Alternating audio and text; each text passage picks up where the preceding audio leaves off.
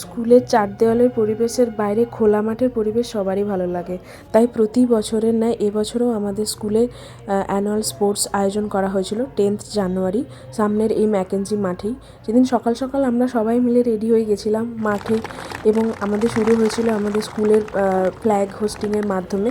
উপস্থিত ছিলেন আমাদের স্কুলের সমস্ত শিক্ষক শিক্ষিকা এবং বাইরের দুজন আমাদের জাজেস আনা হয়েছিল স্পোর্টসের জন্য।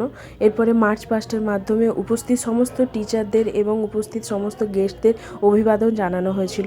তারপর শুরু হয়েছিল স্কুলের ইভেন্টগুলো স্পোর্টসের।